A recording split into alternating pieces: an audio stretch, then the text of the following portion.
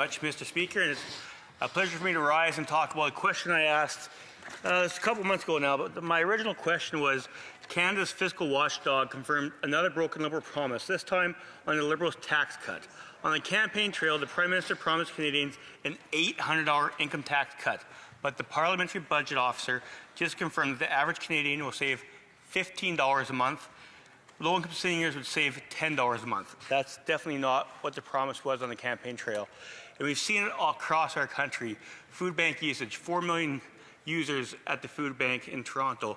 And actually, I just saw a new report, Mr. Speaker, that said since 2015, since this Liberal government took office, food bank usage is up by 142%. That's a staggering number, Mr. Speaker. From 2015 to 2025, food bank usage in Canada is up 142%. And all I hear time and again from the Liberals is there is no hidden food tax, which is factually incorrect. There is. There's a tax on fertilizer. There's a tax on food packaging. There's a second carbon tax coming in. There's an industrial carbon tax. And only someone that has their head in the stand wouldn't realize that that's going to increase the cost of food. I grew up on a farm, Mr. Speaker. Lots of my friends still took over their family farms. I know that in Canada, one thing that our farmers are very proud of is they're producing more with less.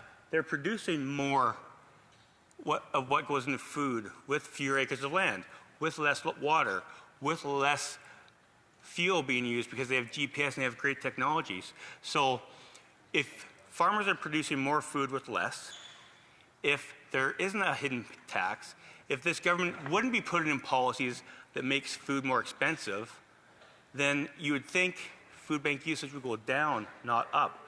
So I know my friend from Whitby is going to answer this question. And simple question, if the food bank usage has gone up by 142% in the last 10 years, why are you telling Canadians they have it so good? Through the chair, the Honourable Parliamentary Secretary, the Minister of Finance. Well, thank you, Mr. Speaker, and thanks to the honourable member for his question.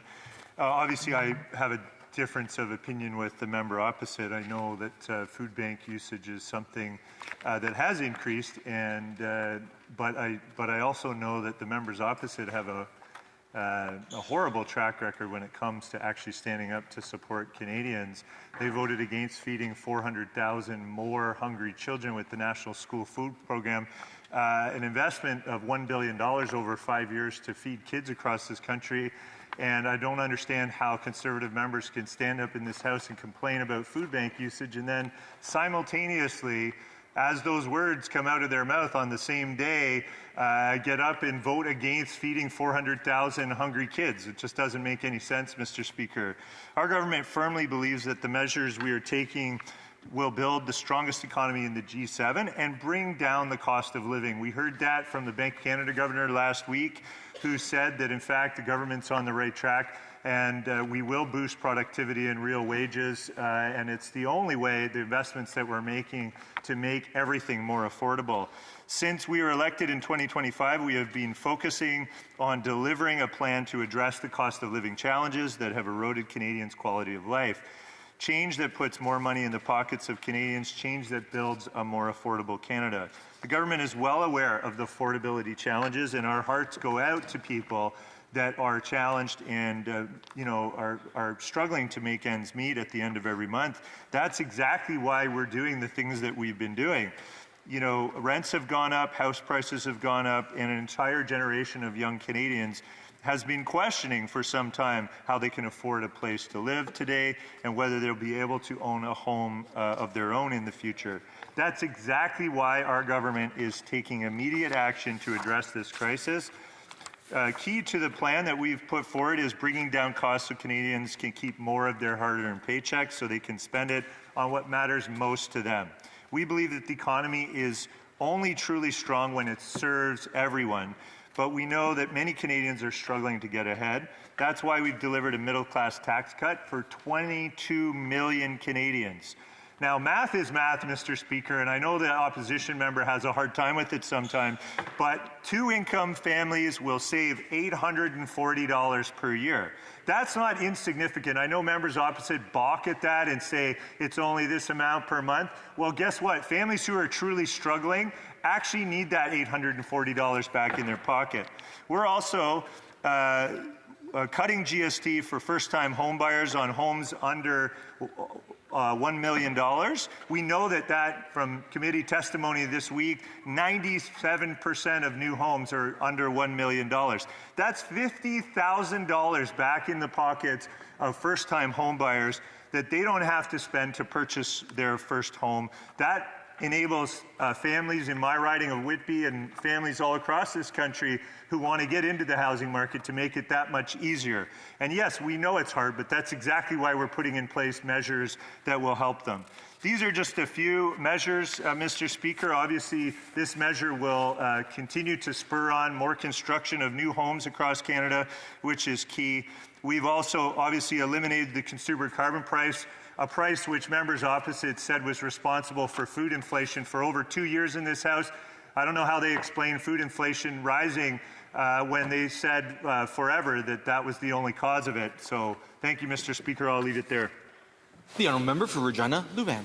The member can yell all he wants and insult me, but it wasn't me that said their tax cut didn't measure up. It was the parliamentary budget officer. He just said $800. The parliamentary budget officer will take his word when he said they get $15 a month, or a low-income senior get $10 a year.